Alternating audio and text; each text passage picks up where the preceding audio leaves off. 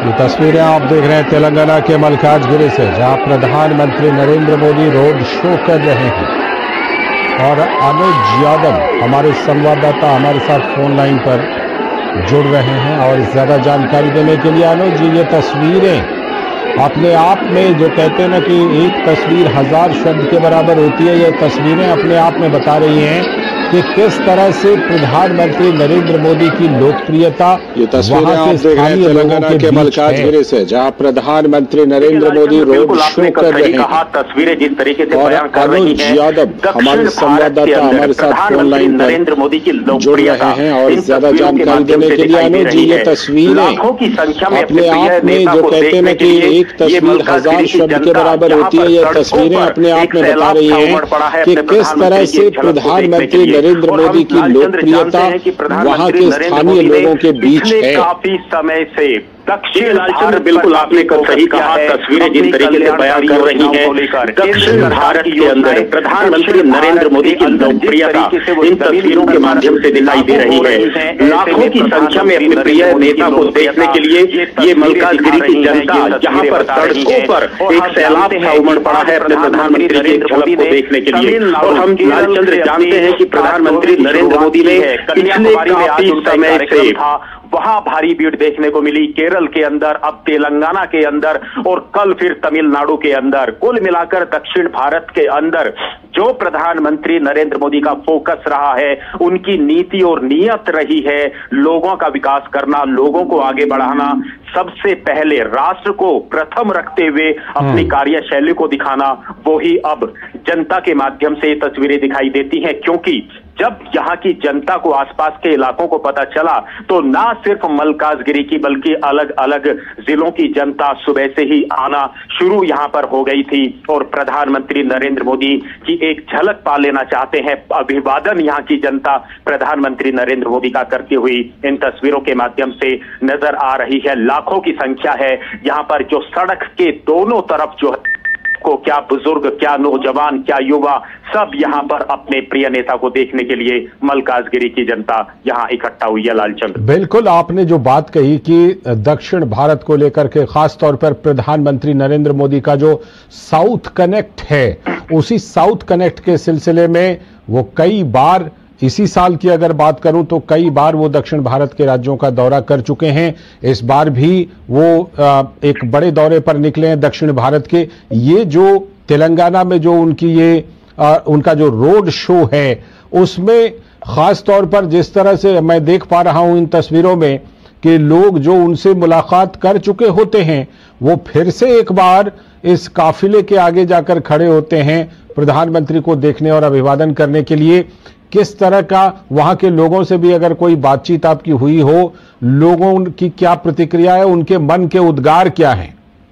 लालचंद्र, सबसे बड़ी बात है कि जिस तरीके से प्रधानमंत्री नरेंद्र मोदी का काफिला धीरे धीरे आगे बढ़ रहा है, यहाँ की जनता, लोग जो हैं इस काफिले के पीछे पीछे आगे भाग रहे हैं और लगातार प्रधानमंत्री नरेंद्र मोदी की तरफ एक कनेक्ट कर रहे हैं, उनको धन्यवाद दे रहे हैं दक्षिण भारत के लिए जो कार्य प्रधानमंत्री नरेंद्र मोदी ने किए हैं। और दूसरी सबसे बड़ी बात यह है कि बिल्कुल आपने सही कहा लालचंद्र, पिछले 2 महीने से मैं लगातार दक्षिण भारत के अंदर हूं, जो प्रधानमंत्री के अलग अलग कार्यक्रम रहे हैं। और उसका सबसे बड़ा रिकॉर्ड यह है कि पिछले 1 महीने की बात, चाहे आप केरल की कीजिए, चाहे आप तमिलनाडु की कीजिए, चाहे आप तेलंगाना की कीजिए, ये तीसरा दौरा 1 महीने के अंदर है तेलंगाना का। तमिलनाडु का भी तीसरा दौरा है। केरल के अंदर कई दौरे वो लगातार कर चुके हैं।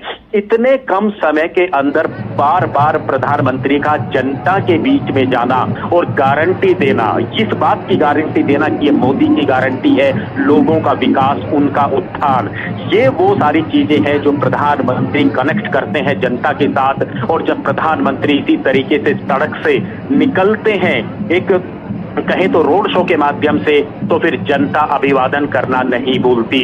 और हमें तो अब इस बात को भी नहीं भूलना चाहिए, पिछले 10 वर्षों से जो प्रधानमंत्री ने दक्षिण भारत के लिए, पूरे देश के साथ साथ दक्षिण भारत के लिए जो काम किया है, अब कहीं ना कहीं वो परीक्षा का समय भी आ गया है, जिसमें अब प्रधानमंत्री भारतीय जनता पार्टी को एक अच्छे अंकों से, नंबरों से पास कराने का जो प्रण लिया है, उसका भी समय है। क्योंकि अब पूरे देश के अंदर लोकसभा का चुनाव होगा और ये तस्वीरें बताती हैं कि जिस तरीके से दक्षिण भारत के अंदर भारतीय जनता पार्टी लगातार बढ़त बना रही है। वोट प्रतिशत के माध्यम से हमने, चाहे विधानसभा के चुनाव रहे हों, पिछले लोकसभा के चुनाव रहे हों, वोट प्रतिशत लगातार भारतीय जनता पार्टी का बढ़ता हुआ दिखाई दे रहा है। और अब हम इस बात को कह सकते हैं, उत्तर भारत की तरह, पूर्वोत्तर भारत की तरह अब दक्षिण भारत के अंदर लगातार कमल के जो झंडा है, बीजेपी का जो झंडा है, वो अब घरों पर, सड़कों पर, गांवों पर, शहरों में, गली गली में अब वो यहाँ पर दिखाई देता है।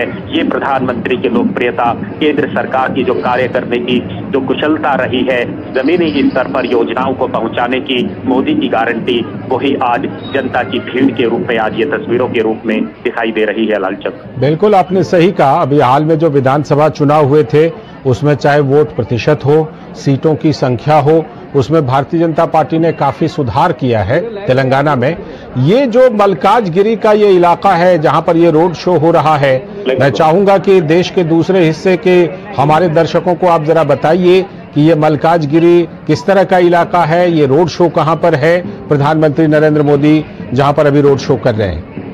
देखिए, सबसे बड़ी बात है ये मल्काजगिरी, आप दर्शकों की जानकारी के लिए लालचंद्र बता दें, ये देश की सबसे बड़ी लोकसभा है, सबसे बड़ी लोकसभा। हम चाहे भौगोलिक स्तर से कहें या वोट के माध्यम से हम कहें यहाँ पर, और ये मल्काजगिरी का शहरी इलाका है। प्रधानमंत्री बाजार से निकलते हुए, शहर की गलियों से निकलते हुए प्रधानमंत्री जो है आगे बढ़ रहे हैं। और हम इस बात को कह सकते हैं कि ये रोड शो भले ही शहर के अंदर रखा गया हो, लेकिन मैं तो कल से ही यहाँ पर हूँ।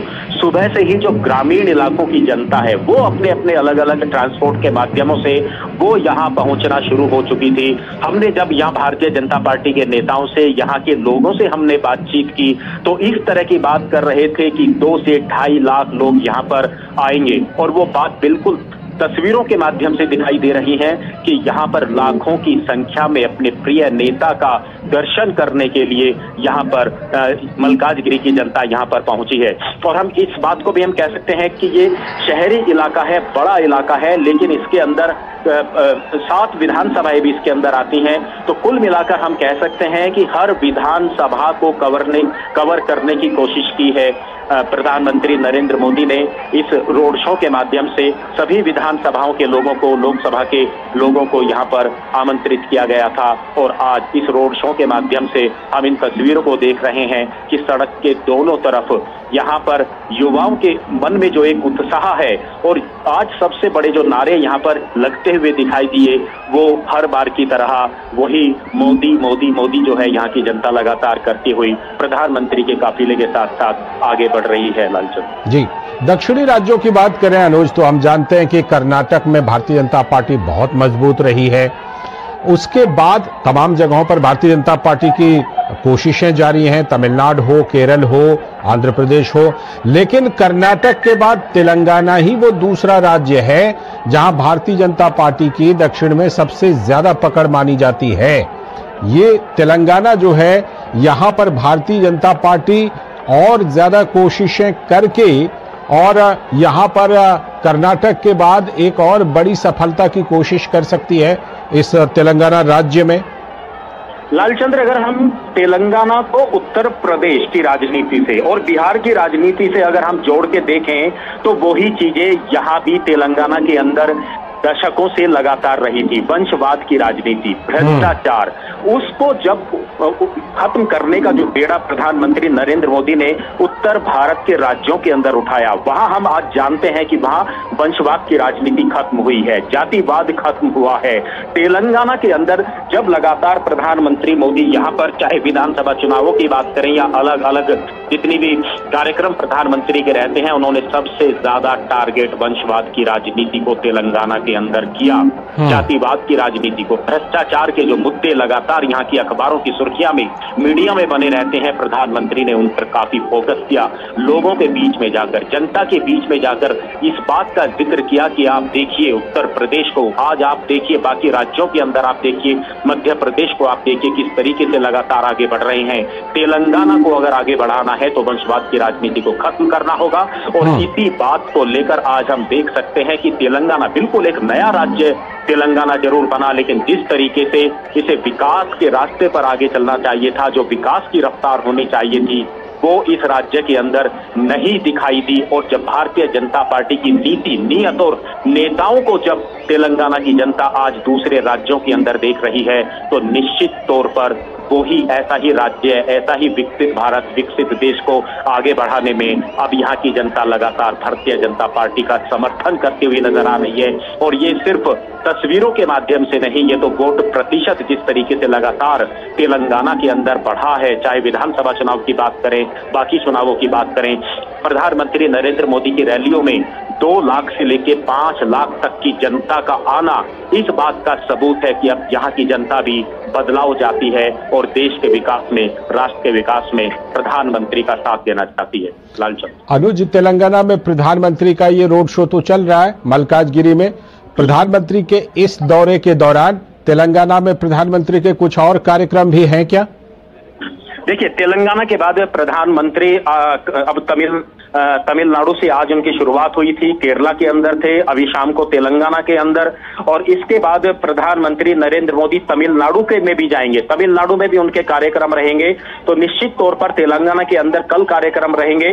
तो निश्चित तौर पर कल जनसभा जो है वो तेलंगाना के अंदर होगी, जो मल्काजगिरी से करीब 150 किलोमीटर का इलाका है, और करीब 5 से 7 लाख लोगों को वहां आमंत्रित किया गया है। एक बड़ा जनसमूह वहां पर इकट्ठा होगा, और कल के बाद फिर प्रधानमंत्री तमिलनाडु में भी रहेंगे। तो कुल मिलाकर लगातार दक्षिण भारत के अंदर प्रधानमंत्री के ये दौरे बता रहे हैं, और यहाँ की जिस तरीके से जनता अपने नेता का अभिवादन करने के लिए रैलियों के अंदर, रोड शो के अंदर, बाकी कार्यक्रम के अंदर जो जनता आ रही है, अब इस बात का संकेत मिला है कि इस बार शायद भारतीय जनता पार्टी को एक बड़ी जीत, बहुत बड़ी जीत दक्षिण भारत से मिलेगी। हम जानते हैं कि जो मीडिया के अंदर जिस तरह की बातें लगातार आती हैं, जो पत्रकार हैं, चाहे बाकी चुनाव विश्लेषक हैं, वो इस बात का हमेशा जिक्र करते थे कि दक्षिण भारत के अंदर भारतीय जनता पार्टी का उदय होना, यहाँ पर उसकी बढ़त होना काफी मुश्किल लगता है। लेकिन पिछले कई वर्षों से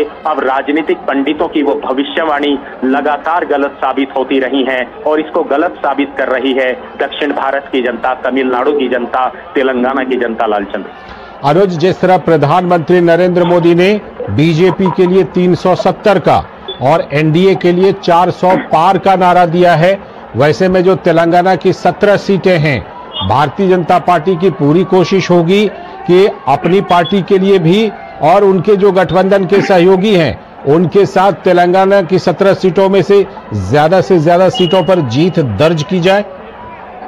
लालचंद्र, अब तो 400 पार के नारे दक्षिण भारत की जनता भी लगा रही है। 370 बिल्कुल, ये भारतीय जनता पार्टी 370 के आंकड़े को पार करना चाहती है, 370 के आंकड़े को छूना चाहती है, और 400 पार का जो आंकड़ा है निश्चित तौर पर वो अपने जो सहयोगी दल हैं उनके साथ मिलकर 400 का आंकड़ा पार करना चाहती है। आपने उत्तर भारत के अंदर तो 400 पार का नारा आपने सुना, लेकिन दक्षिण भारत के अंदर जब इस तरह के नारे लगते हैं तो एक बड़ी उम्मीद किसी भी राजनीतिक दल को जगती है, और निश्चित तौर पर भारतीय जनता पार्टी को उम्मीद जग रही है। क्योंकि सबसे बड़ी बात यह है कि दक्षिण भारत के अंदर युवाओं के साथ साथ जो महिलाओं की भागीदारी है जन समूहों के माध्यम से, वो यहाँ पर दिखाई देती है। हमने आज के रोड शो में भी ये तस्वीर हम लगातार देख रहे हैं कि महिलाओं की जो भागीदारी बढ़ रही है बहुत बड़ी उम्मीद पैदा करती है। और देखिए, महिलाओं की भागीदारी क्यों बढ़ रही है? महिलाओं की भागीदारी, युवाओं की भागीदारी बढ़ने के पीछे जो सबसे बड़ा कारण है वो है केंद्र सरकार की तरफ से, मोदी सरकार की तरफ से जो कल्याणकारी योजनाएं घरों तक पहुंची हैं। महिलाओं के लिए उज्ज्वला योजना हो, आवास की योजना हो, ऋण उपलब्ध कराने की योजना हो, किसानों के लिए अनेकों योजनाएं चल रही हैं जिसमें लोगों का जीवन स्तर काफी ऊपर उठ रहा है। वो सारी तमाम जो योजनाएं हैं वो जब लोगों को मिलती हैं, लोगों को अपनी सरकार, अपने नेताओं से जब उम्मीदें होती हैं, जब वो पूरी होती हैं, तो इस तरीके का जन सैलाब सड़कों पर निकलता हुआ दिखाई देता है। और अब दक्षिण भारत के अंदर भी ये सैलाब लगातार भारतीय जनता पार्टी के झंडे को लेकर आगे बढ़ेगा, उसको बुलंद करेगा, ऐसी उम्मीद भारतीय जनता पार्टी को भी है। और प्रधानमंत्री नरेंद्र मोदी तो लगातार इसके लिए प्रयास कर ही रहे हैं, क्योंकि प्रधानमंत्री नरेंद्र मोदी का शुरू से एक मानना रहा है कि कोई राज्य हो, वहां किसी भी सरकार हो, चाहे विपक्ष की सरकार हो, लेकिन हमने पिछले 10 वर्षों के अंदर हमने देखा कि हर राज्य को केंद्र सरकार से बराबर का पैसा हर राज्य को भेजा गया, हर राज्य की जनता के लिए, महिलाओं के लिए, युवाओं के लिए भेजा गया। और जब इस तरह की नीति और नियत किसी भी नेता की और किसी भी प्रधानमंत्री की रहती है तो लालचंद्र, तस्वीरें बदलती हैं। समाज एक तरीके से खड़ा हो जाता है अपने उस नेता के लिए, जनता खड़ी हो जाती है अपने नेता के लिए। और सबसे बड़ी बात है कि जो दशकों से जो बदलाव नहीं होते, जब वो बदलाव दिखाई देते हैं तो राजनीति के अंदर भी कई बदलाव होने लगते हैं। लालचंद, बिल्कुल। और जिस तरह से अनुज, जैसा हम जानते हैं कि अभी हाल ही में वहां पर विधानसभा चुनाव हुए, कांग्रेस ने बीआरएस को सत्ता से बेदखल कर दिया, तो जाहिर सी बात है कि बीआरएस इस समय सत्ता से बेदखल हुई है। कांग्रेस पार्टी लोकसभा चुनाव में कहीं ना कहीं कांग्रेस पार्टी के ऊपर भारतीय जनता पार्टी को एक एडवांटेज रहता है। ऐसे में जो विधानसभा के चुनाव में भारतीय जनता पार्टी तीसरे नंबर की ताकत के तौर पर उभरी है, उसके लोकसभा चुनाव में पहले नंबर की ताकत बनने की भी संभावना दिख रही है तेलंगाना में। देखिए, उसका सबसे बड़ा कारण यही है, और लालचंद्र जिस बात की शुरुआत मैंने की थी उसी को हम दोबारा मैं उस बात को बोलना चाहूंगा कि क्षेत्रीय पार्टियां, क्षेत्रीय दलों के अंदर जो पूरे देश के अंदर तो वंशवाद की राजनीति दिखाई देती है, वो तेलंगाना के अंदर भी रही। जो भ्रष्टाचार के जो बड़े बड़े मामले आते हैं वो तेलंगाना के अंदर भी रहे। और शायद इसी वजह से हम जानते हैं कि क्षेत्रीय पार्टियों का उदय जितनी तेजी से होता है, क्षेत्रीय पार्टियों का ग्राफ भी उतनी तेजी से ही गिरता है। राष्ट्रीय पार्टियों के अंदर जो ताकत होती है देश को आगे बढ़ाने की, राज्यों को आगे बढ़ाने की, ये निश्चित तौर पर अब दक्षिण भारत की जो राजनीति है, दक्षिण भारत की जो जनता है, वो इस बात को समझ रही है। बिल्कुल तीसरे नंबर पर आना, पहले नंबर की कोशिश करना। कांग्रेस को भी निश्चित तौर पर तेलंगाना के अंदर बढ़त मिली है। मुख्य मुकाबला इस बार हो सकता है कि कांग्रेस और भारतीय जनता पार्टी के बीच में ही हो। कौन कितना आगे बढ़ेगा ये देखने वाली बात जरूर है। और दूसरी सबसे बड़ी बात यही है कि क्षेत्रीय पार्टियों से आखिर जनता का इतनी जल्दी मोह क्यों भंग हो जाता है, ये एक सवाल राजनीति के अंदर एक बड़ा सवाल है। अब ये तेलंगाना के अंदर भी हम चाहे इसकी बात करें, तमिलनाडु के अंदर चाहे हम इसकी बात करें, क्यों दशकों तक हमने देखा, उत्तर प्रदेश के अंदर हमने दशकों तक देखा कि किस तरीके से, बिहार के अंदर हमने दशकों तक देखा किस तरीके से वंशवाद की राजनीति ने राज्य को पीछे किया, वहां के लोगों को पीछे किया। तो अब आने वाली जो पीढ़ी है, आज की पीढ़ी है, वो बहुत तेजी से बदलाव चाहती है, अपने इलाके का विकास चाहती है। आज जब जनता अपना वोट देने के लिए अपने घर से निकलती है तो वो कई बार सिर्फ सोचती नहीं है, बल्कि पीछे जाकर इस बात को देखती है, आकलन करती है कि मेरे लिए, मेरे इलाके के लिए किस पार्टी ने क्या कुछ काम किया। और पिछले 10 साल से केंद्र की राजनीति में, देश की राजनीति में भारतीय जनता पार्टी ने, मोदी सरकार ने जिस तरीके से काम किया है, वो तस्वीरें आकर्षित करती हैं, प्रभावित करती हैं दूसरे राज्यों के उन युवाओं को जो अपने आप को बढ़ते हुए देखना चाहते हैं, जो अपने इलाके को बढ़ते हुए देखना चाहते हैं। तो निश्चित तौर पर भारतीय जनता पार्टी ने जिस तरीके से अपनी एक पैठ अपने कार्यों से, अपने कामों से दक्षिण भारत के अंदर बनाई है पिछले 10 वर्षों में, उसी का रूप और स्वरूप इन तस्वीरों के माध्यम से सड़कों पर उमड़ती हुई इस जनता के माध्यम से लालचंद्र आप देख सकते हैं। और ये पहला रोड शो नहीं है। आप जिस इलाके के अंदर प्रधानमंत्री जाते हैं, दक्षिण भारत हो, उत्तर भारत हो, कोशिश करते हैं कि रोड शो के माध्यम से एक जनता के बीच में सीधा कनेक्शन हो, एक कनेक्ट हो, संवाद हो। और हमने तो कई बार देखा है कि प्रधानमंत्री रोड शो में भी कई लोगों से बातचीत करते हुए नजर आते हैं। एक एक व्यक्ति को अभिवादन करना, हाथ हिलाना, युवाओं का जोश जो है वो देखते ही बनता है। तो ये तस्वीरें बहुत कुछ प्रदर्शित करती हैं, बहुत कुछ बताती हैं। ये वो तस्वीरें नहीं हैं जो सिर्फ रोड शो के माध्यम से जनता का सिर्फ सड़कों पर आना नहीं।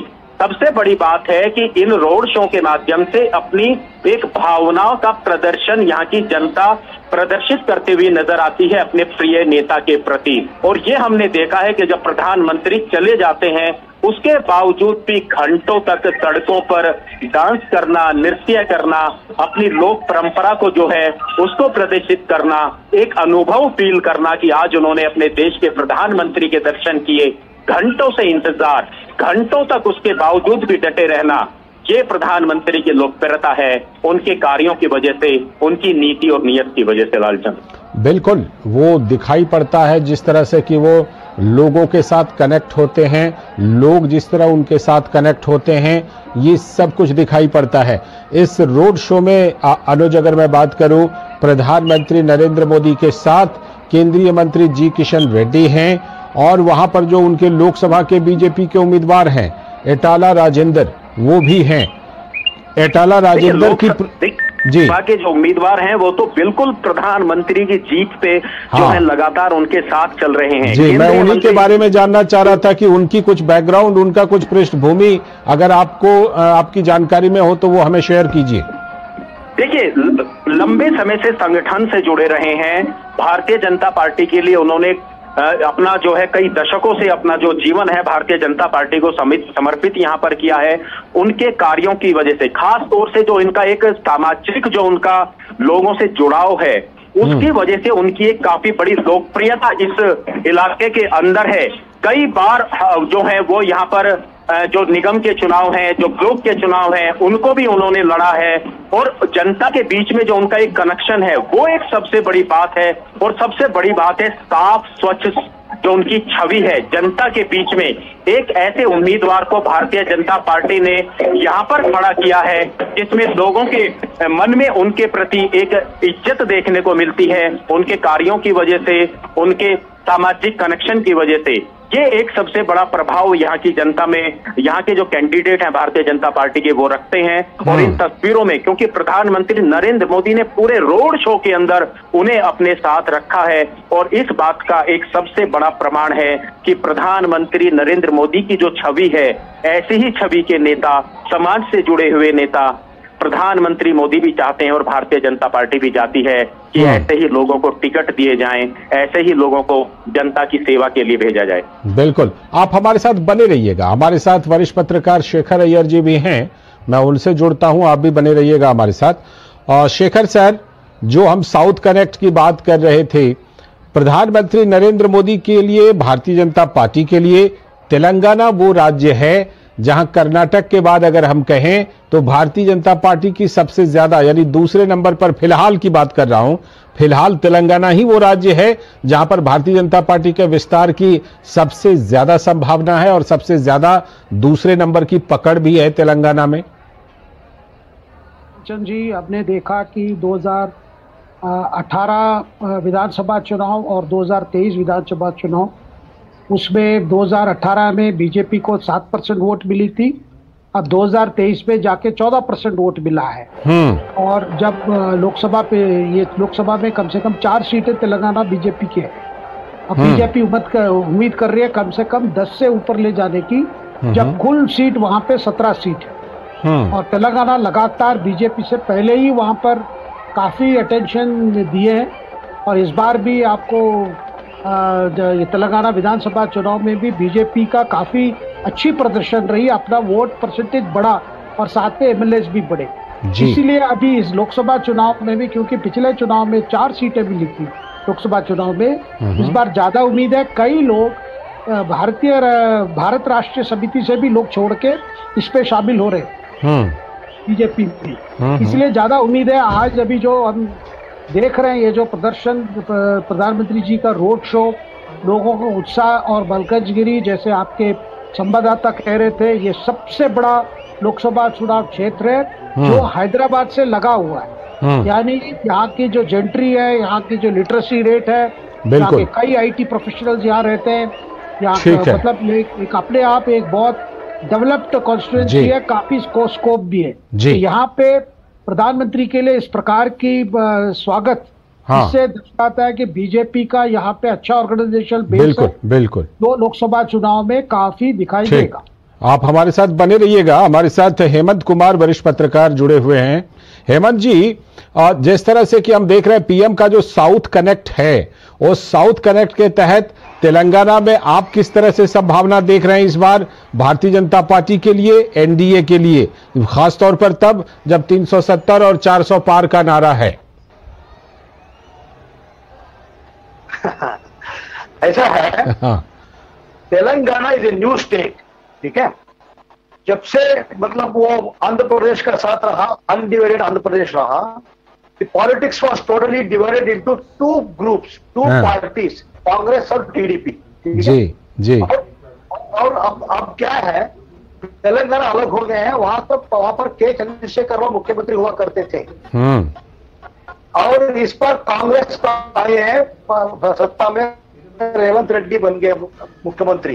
तो it was extremely difficult for तीसरा पार्टी अंदर घुसना बहुत मुश्किल था, लेकिन मेहनत करके 4 सीट हासिल किए हैं तेलंगाना में भारतीय जनता पार्टी ने। ट्रेडिशनली बीजेपी वॉज वीक जनसंख्या के समय में, लेकिन उसके बावजूद अगर बीजेपी ने 4 सीट हासिल किया 2019 में, और अब लक्ष्य है 10 से 11 तक जाना है। 10 से 11-12 तक जाना है, इसको लक्ष्य रखा उन्होंने। इसका मतलब है अपने आप में बहुत बड़ी बात है, बहुत बड़ी बात है। अगर आप अगर ये रेस्पॉन्स देके जनता का रेस्पॉन्स मलकनगिरी में और जो चल रहा है अभी जुलूस, ठीक है, तो मुझे लगता है कि ये सिर्फ मलकनगिरी नहीं है, सारे तेलंगाना में है। और मुझे लगता है कि जैसे इस बार 400 पर, बीजेपी 370, ये सब और बहुत सारे ठीक है। लौटता हूं आपके पास। शेखर अय्यर सर, आप जुड़े हुए हैं हमारे साथ। अभी एक प्रोग्राम हुआ था जिसमें तेलंगाना के सीएम ने प्रधानमंत्री को बड़ा भाई बताया और कहा कि भाई हम भी गुजरात की तरह विकास करना चाहते हैं। तो जो तेलंगाना के सीएम है, हम जानते हैं उनका एबीवीपी का बैकग्राउंड भी रहा है। ऐसे में तेलंगाना वो राज्य है जहां भारतीय जनता पार्टी के लिए काफी मतलब समर्थन जुटाने की गुंजाइश अभी भी बची हुई है। नहीं, देखिए, जब रेवंत रेड्डी प्रधानमंत्री को अपने बड़े भाई और उनसे प्रेरणा लेना चाहते हैं, उनसे गाइडेंस चाहते हैं, इसका मतलब यही है, रेवंत रेड्डी जानते हैं कि विधानसभा चुनाव और इस बार लोकसभा चुनाव में काफी फर्क होगा। क्योंकि विधानसभा चुनाव राज्य सरकार के लिए था, और लोकसभा चुनाव प्रधानमंत्री को तीसरा बार थर्ड टर्म देने की बात है। तो वो जानते हैं कि लोकप्रियता ज्यादा है मोदी जी के लिए। वो नहीं चाहते कि मोदी जी को विरोध करके अपने बेस को या अपने लीडरशिप के लिए कोई नुकसान हो। दूसरी बात, कांग्रेस, केंद्रीय कांग्रेस नेतृत्व से इस चुनाव में कोई ज्यादा भूमिका दिखाई नहीं दे रहा, जिसके वजह से आप ये जो देख रहे, जो प्रिपरेशन देख रहे हैं कि तेलंगाना के 17 सीटों में जब बीजेपी के पास अभी केवल 4 है, तो ज्यादा बढ़ने की, और इस बार कैंडिडेट्स भी काफी शिफ्ट हुआ है। और लालचंद जी, एक दूसरी बात मैं कहना चाहता हूँ, हैदराबाद जैसे सीट पर जहां असउद्दीन ओवैसी लगातार चुन के आ रहे हैं, वहां पे बीजेपी ने इस बार एक महिलाओं को टिकट दी है, माधवी लता करके। और माधवी लता बीजेपी के कैंडिडेट हैं जो काफी काम किए हैं ट्रिपल तलाक मामले में, और वहाँ एक हॉस्पिटल भी चलाते हैं, कई लोक कल्याण कार्यक्रम, कई सेवा कार्यक्रम में जुड़े हुए, जिसकी वजह से इस बार भी ओवैसी के लिए भी हैदराबाद जैसा कॉन्स्टिट्यूंसी माना जाता है, उनका कंप्लीट गढ़ है, वहां भी बड़ी चुनौती बीजेपी दे रही। ठीक है, बहुत बहुत शुक्रिया शेखर सर चर्चा में जुड़ने के लिए। हेमंत सर आपका